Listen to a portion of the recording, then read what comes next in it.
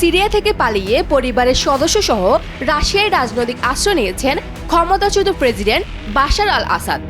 বার্তা সংস্থা রয়টার্সের তথ্য মতে বর্তমানে তিনি মস্কোতে আছেন। সিরিয়ার বিদ্রোহী যোদ্ধাদের মাত্র 12 দিনের অভিযানে রোববার বাশার সরকারের পতনের মধ্য দিয়ে দেশটিতে 2 যুগের শাসনের অবসান ঘটে স্বৈরশাসকের। অন্যদিকে সিরিয়ার বিদ্রোহী জোট জানিয়েছে তারা একটি অন্তর্বর্তী শাসক গোষ্ঠীর কাছে ক্ষমতা হস্তান্তর করার জন্য কাজ করছে। উত্তরাধিকার সূত্রে ক্ষমতায় বসার 11 বছর পর গণতন্ত্রের দাবিতে যখন সিরিয়ার সাধারণ মানুষ রাস্তায় নেমে আসে, তখন তাদের ওপর প্রবল দমন পীড়ন চালান আসাদ এবং তার বাহিনী। আসাদের স্বৈরশাসনের বিরুদ্ধে সোচ্চার হওয়া কণ্ঠস্বরগুলোকে সন্ত্রাসী আখ্যা দিয়ে কারাবন্দী করেছিলেন তিনি। তবুও গণতন্ত্রপন্থীদের আন্দোলন দমাতে পারেননি আসাদ।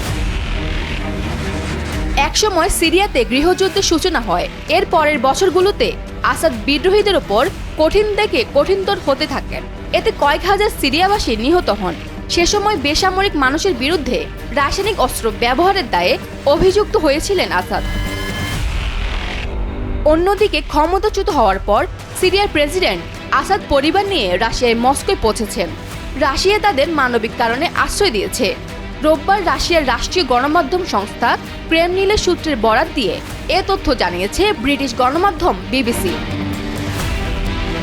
এর আগে সিরিয়ার রাজধানী দামেস্কো দখল করে মুক্ত ঘোষণা করেন বিদ্রোহীরা।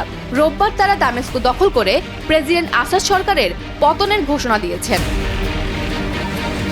এদিকে সিরিয়ার বিদ্রোহী জোট জানিয়েছে তারা একটি অন্তর্বর্তী শাসক গোষ্ঠীর কাছে ক্ষমতা হস্তান্তর করার জন্য কাজ করছে।